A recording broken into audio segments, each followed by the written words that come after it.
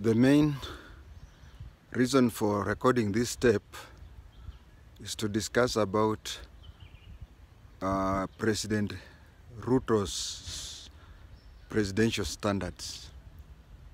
Presidential standards is the flag associated with the president.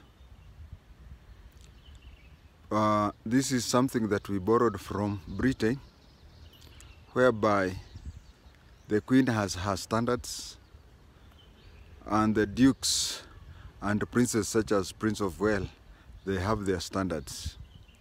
But in Kenya, there is only one presidential standards. Every time the president addresses a press conference, you will notice that behind him are three flags. The first flag is the national flag.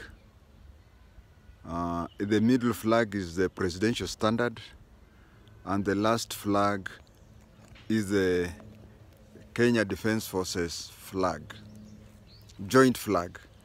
Each service has its own flag, but then there is one unifying flag for KDF.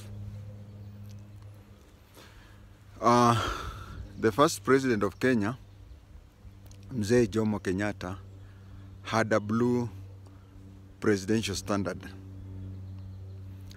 The second president of Kenya, Daniel Toroitich Arap Moi, had a green presidential standard. If you look at Moi's green and Jomo Kenyatta's blue, they are almost similar, apart from maybe the color. The presidential standard of Moi is the green version of Jomo's blue flag. The third president, Mwai Kibaki, his presidential standard was white.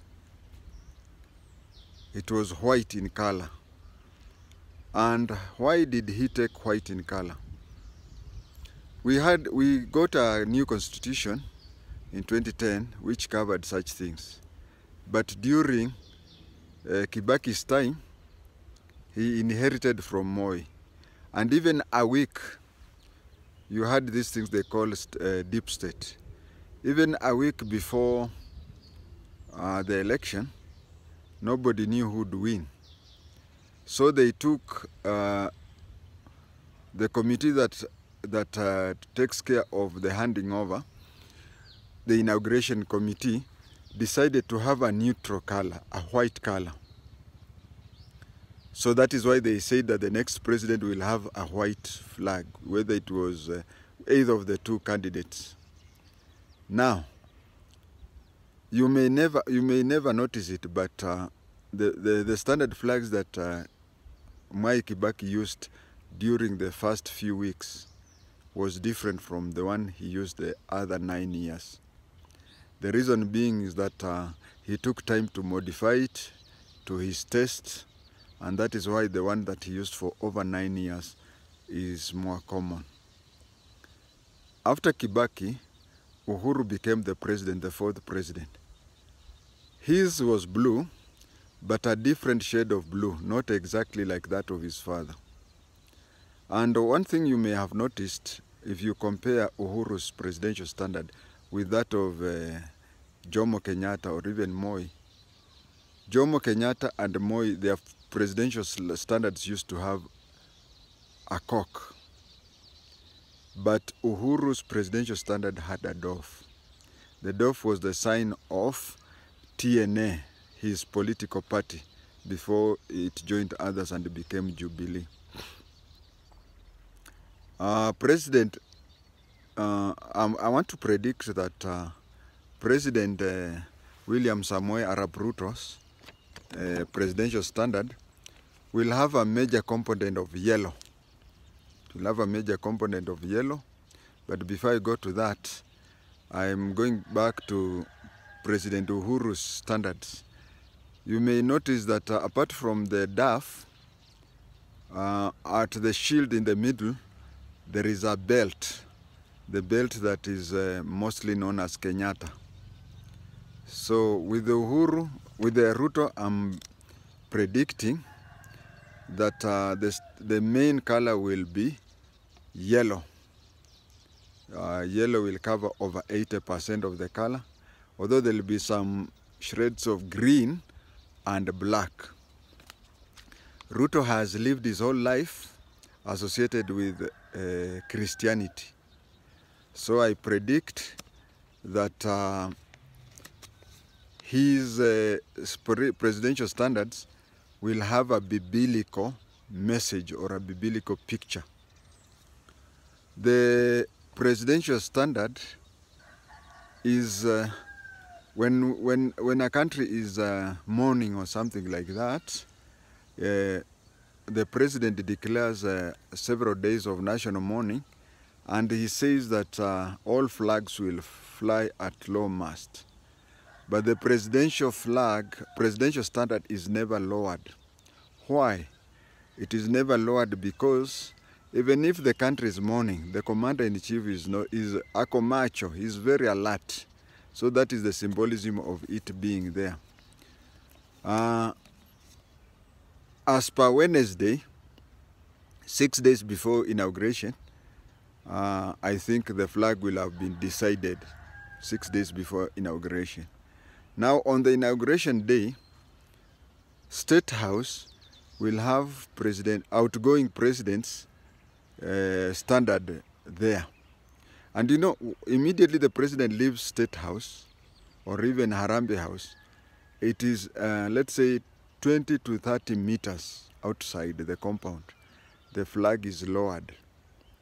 So in the morning, the outgoing president's standards will be at State House.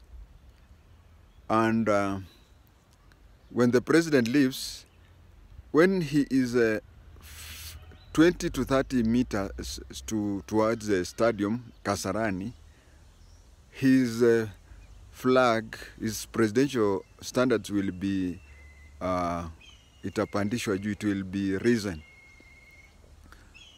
The second last person to arrive in Kasarani will be the president-elect. And the last person to leave Kasarani will be the president, the outgoing president.